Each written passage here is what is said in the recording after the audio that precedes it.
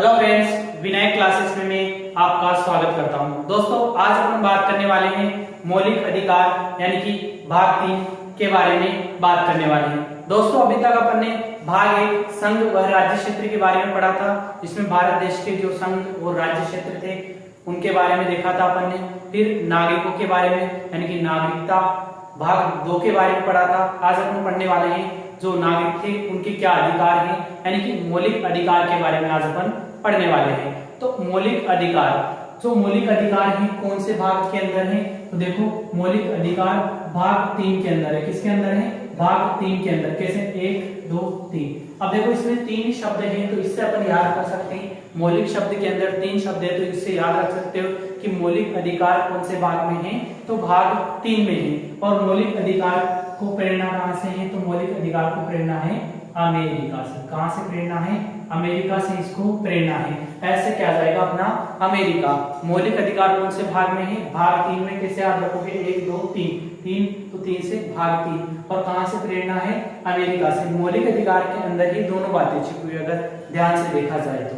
ठीक है, अब इसके बाद बात करते हैं कि मौलिक अधिकार की शुरुआत कहां से हुई, कैसे हुई।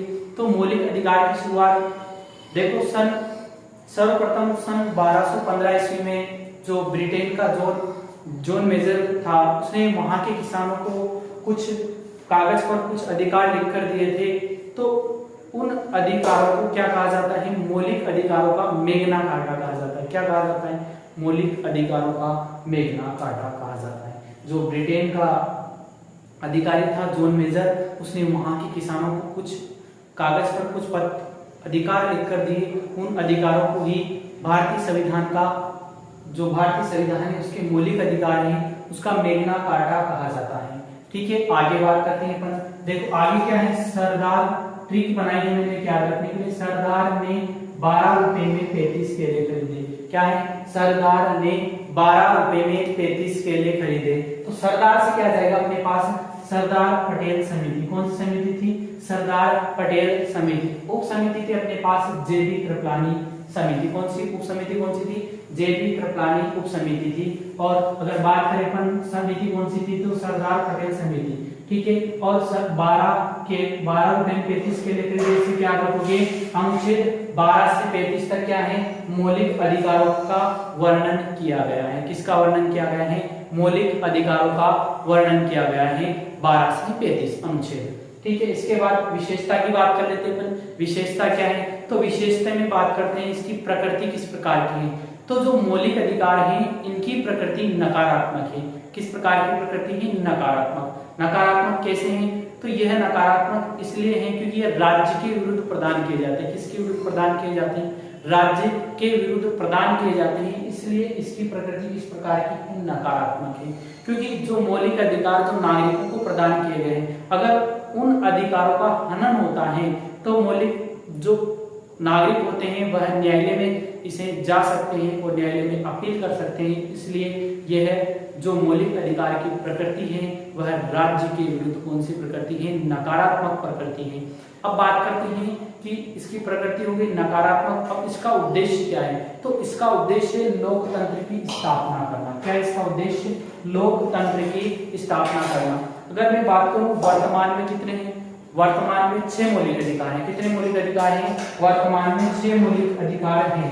ठीक है, और जो मूल संविधान था, मूल संविधान के अंदर 7 प्रकार के मौलिक अधिकार थे। कितने प्रकार के मौलिक अधिकार थे? 7 प्रकार के मौलिक अधिकार थे। अब एक मौलिक अधिकार कौन सा हटा दिया गया है? जो अपने संपत्ति का अधिकार था। कौन सा अधिकार था? संपत्ति के अधिकार को हटाकर उसे कहां रख दिया है?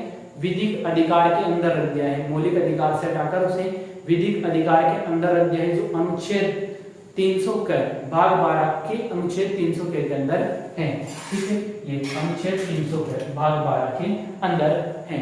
अब इसके बाद बात करते हैं जो मौलिक अधिकार हैं जो वर्तमान में 6 हैं वो कौन कौन से हैं, तो उनके बारे में बात करते हैं। तो पहला है अपने पास समानता का अधिकार। कौन सा अधिकार है? समानता का अधिकार। कहां से कहां तक है? अनुच्छेद 14 से 18 तक समानता का अधिकार। इसके बाद करते हैं स्वतंत्रता का अधिकार। अनुच्छेद 19 से 22 तक। कहां से कहां तक है? 19 से 22 तक। फिर बात करते हैं शोषण के विरुद्ध अधिकार। यह है 23 से 24 तक। उसके बाद बात करते हैं धार्मिक स्वतंत्रता का अधिकार। ये है अपने पास 25 से 28, कहां से कहा थे 25 से 28 तक। फिर शिक्षा व संस्कृति का अधिकार कौन से अनुच्छेद में है 29 और 30 के अंदर है, ठीक है। इसके बाद बात करते हैं संवैधानिक उपचारों का अधिकार, कौन से अनुच्छेद में है अनुच्छेद 32 के अंदर संवैधानिक उपचारों का अधिकार है, ठीक है। अब इसके बाद बात करते हैं अनुच्छेद 12 की, किसकी बात करते हैं अनुच्छेद 12। अब अनुच्छेद 12 में क्या है, तो अनुच्छेद 12 के अंदर राज्य शब्द को परिभाषित किया गया है। किसको परिभाषित किया गया है, राज्य शब्द को परिभाषित किया गया।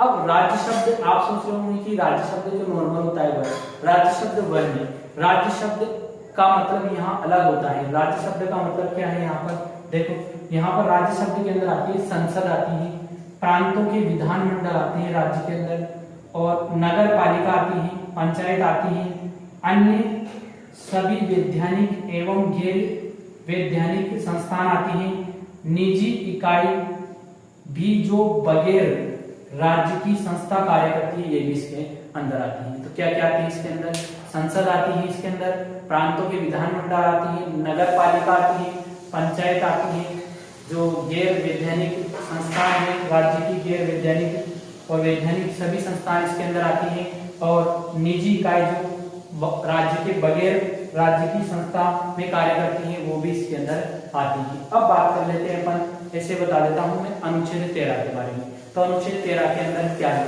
तो अनुच्छेद 13 के अंदर न्यायिक पुनरावलोकन शब्द का उल्लेख किया गया है। कौन से शब्द, न्यायिक पुनरावलोकन के बारे में बताया गया है। तो न्यायिक पुनरावलोकन देखो इसका मतलब होता है न्यायिक समीक्षा का आधार है। किसका आधार है, न्यायिक समीक्षा का आधार अनुच्छेद 13 है। कौन सा है, अनुच्छेद 13। तो इसके अंदर न्यायिक पुनरावलोकन की बात की गई है अनुच्छेद 13 के अंदर।